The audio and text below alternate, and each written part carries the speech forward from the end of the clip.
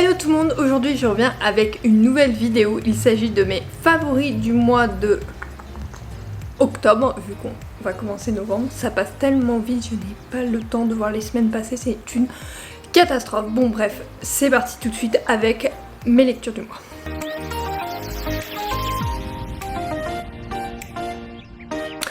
Donc ce mois-ci, j'ai vraiment repris la lecture, je ne sais plus combien de livres j'ai lu, mais j'ai dépassé les 5 que j'avais lu les 2 derniers mois.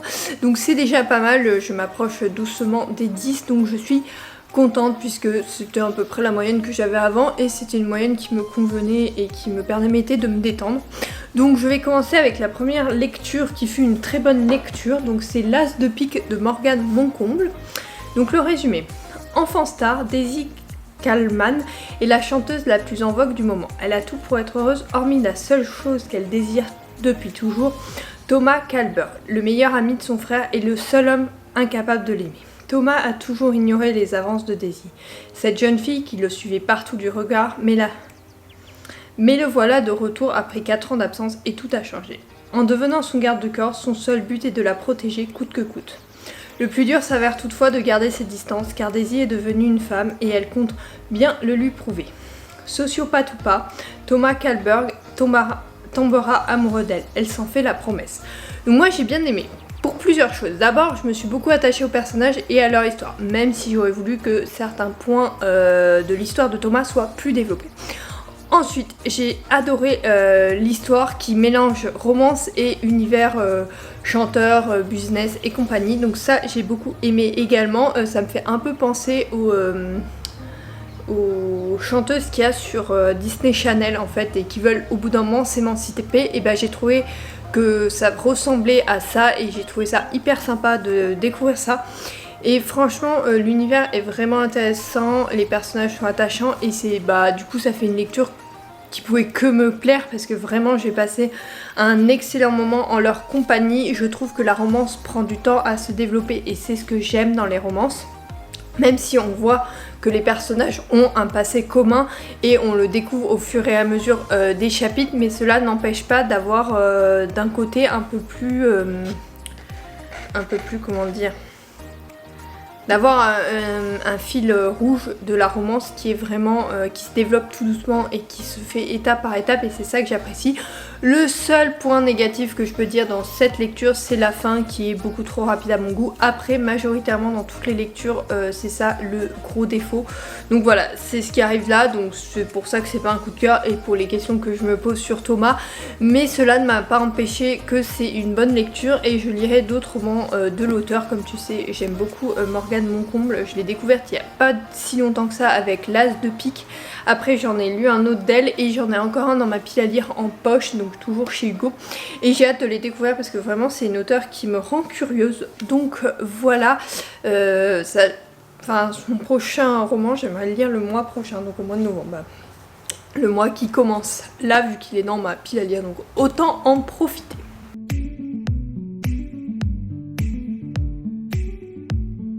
Ensuite, je voulais te parler d'un roman coup de cœur cette fois-ci. C'est mon premier coup de cœur depuis un bon moment. Donc il s'agit de La vie en vrai d'Emma Green. Sur les coups de cœur, je suis de plus en plus pénible. Donc il faut vraiment que le roman soit parfait. Et celui-là, il l'est. Je te les résumer tout de suite. Et si s'accepter comme on est, c'était commencer à vivre pour de vrai.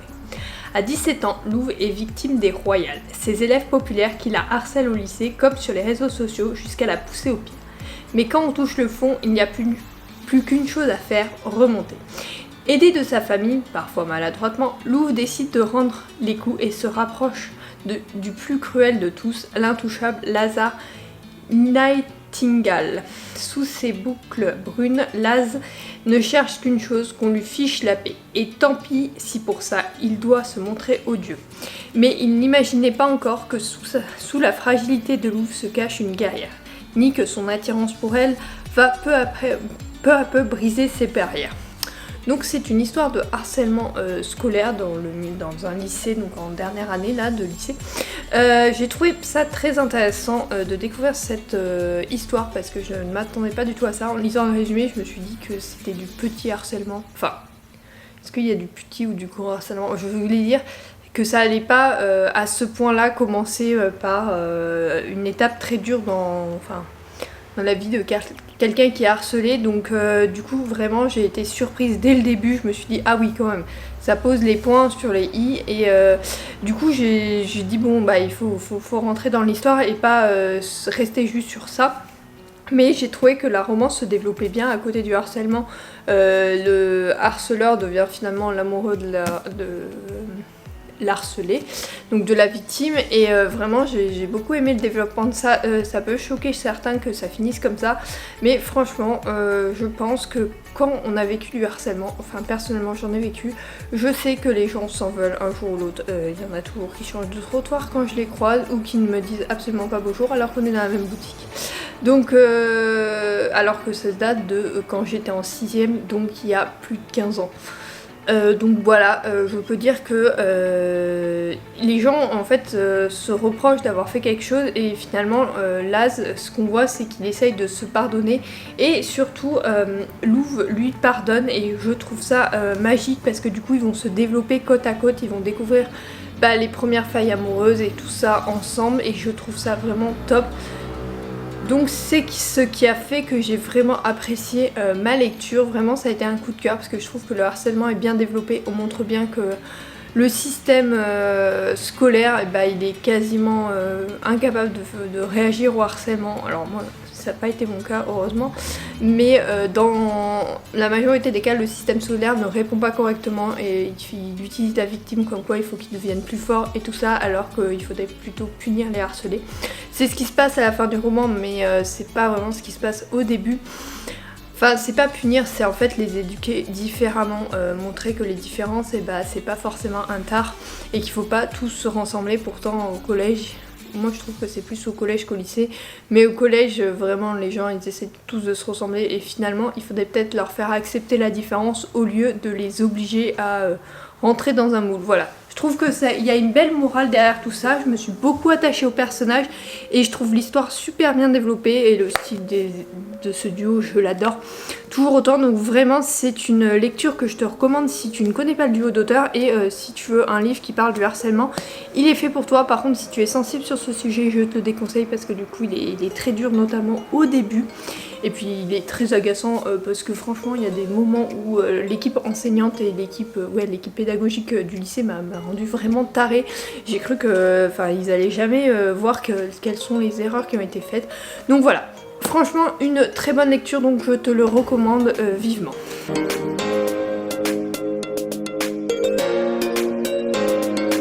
Donc ensuite nous allons passer au film. Donc j'en ai vu deux et j'en voulais t'en parler d'un. Donc on parle encore du milieu scolaire, je crois que j'ai fait que ça ce mois-ci ou pas. Donc il s'agit de La vie scolaire qui est disponible sur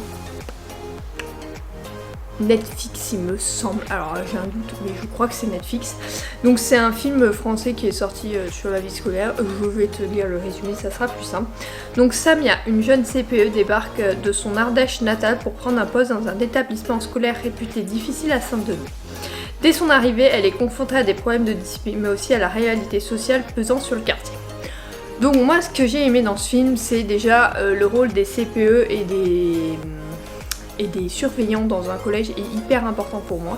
Il fait partie de la vie du collège en plus des enseignants et vraiment là elle va faire tout pour essayer de casser cette image du collège qui font rien parce qu'ils sont dans un quartier et tout ça. Donc vraiment elle essaye de casser cette image et même si la fin ne m'a pas forcément plu parce que j'aurais voulu qu'elle soit différente, vu ce qui s'était passé dans l'année, je trouve qu'elle ne pouvait pas être différente et je l'ai trouvé bien. Après le film est vachement bien monté, on a vraiment la vie au collège mais aussi la vie privée de la CPE notamment et des surveillants puis certains profs, donc je trouve ça pas mal. Vraiment j'ai beaucoup accroché aux élèves et même à la CPE. J'ai trouvé que c'était un film qui raconte quelque chose et qui montre les difficultés aujourd'hui que même les élèves, même au collège, ont à sortir du fait que ils sont pas dans un bon collège, donc du coup ils vont pas réussir. Je trouve ça complètement nul en fait de penser ça et je pense que tout élève a le droit de réussir. Si on fait un système scolaire c'est vraiment pour aider tous et c'est pas parce qu'on est dans un collège qui a des difficultés que forcément ils peuvent pas réussir dans leur vie. Et je trouve que ça essaye de casser les clichés, mais en même temps ça reprend tous les clichés qui peuvent exister. Je trouve ça dommage de ne pas avoir montré que les fins pouvaient être différentes. Voilà, c'est mon seul regret, mais c'est un très bon film. Si tu veux t'instruire sur la vie des quartiers et tout ça, je trouve ça hyper intéressant, mais je trouve que le film aurait dû aller plus loin et pas trouver des solutions, parce que c'est pas son rôle, enfin c'est à l'éducation nationale de trouver des solutions, mais plus proposer, en fait, montrer qu'une autre voie est possible pour ces collégiens, parce que pour moi, tout collégien, enfin, jusqu'à ce qu'on décide vraiment à la fin du lycée, même au début du lycée, tout le monde a le droit de choisir où il veut aller, où il peut aller. Enfin, vraiment, je trouve ça injuste que on mette autant de clichés dans les collèges de quartier, voilà. Donc c'est ma seule déception sur ce film, mais à part ça, je l'ai trouvé très instructif.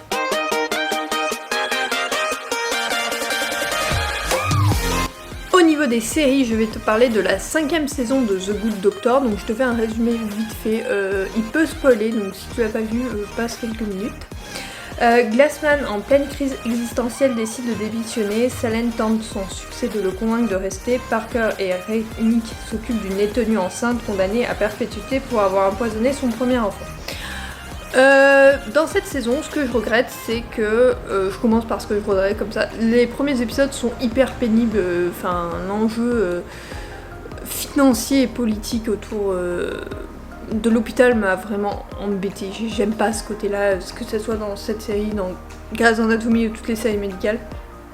J'aime pas ce côté-là politique et financier, donc voilà, c'est ce que je reproche. Par contre, ce que j'ai bien aimé, c'est le développement autour de Sean, qui commence une relation, qui commence depuis plusieurs saisons une relation amoureuse, et il a du mal, et on voit qu'il grandit dans cette relation, et j'ai beaucoup aimé ça, son développement et tout. On montre bien que ces gens-là, ils sont totalement capables comme tout le monde, c'est juste qu'il faut pouvoir s'adapter, mais dans une relation amoureuse, il y a toujours une adaptation qui est faite l'un pour l'autre, donc vraiment je trouve que c'est ça qui est développé et je trouve ça génial comment c'est fait.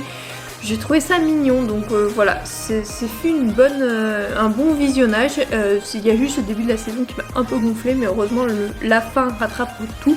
Et j'ai hâte de voir la saison 6, mais comme tu sais, je regarde en français, donc du coup j'en ai pour un an. Là, je pense que j'en ai au moins 9 mois, je pense, donc voilà. Mais cela reste une bonne saison, donc si tu veux la voir, je crois qu'elle est en train d'être diffusée sur TF1, donc n'hésite pas à y jeter un coup d'œil, parce que c'est une très belle série, je trouve, qui met l'autisme en avant et qui montre que même si on a des enfants qui ont un handicap, il faut toujours y croire, et si on les élève au milieu des autres, je pense que ces enfants-là peuvent beaucoup plus s'adapter que si on les met par exemple dans un établissement spécialisé et tout. Alors oui, c'est compliqué de les scolariser normalement, mais là on montre que Sean a réussi à s'adapter, et même s'il a toujours des difficultés à communiquer avec les autres et tout, il faut lui apprendre.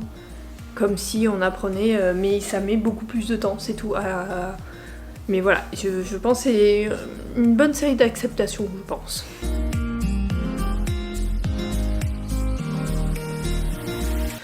Ensuite, la deuxième série que je voulais te parler, je vais te lire le résumé tout de suite. Il s'agit de l'Impératrice, donc sur Netflix, la saison 1. Donc,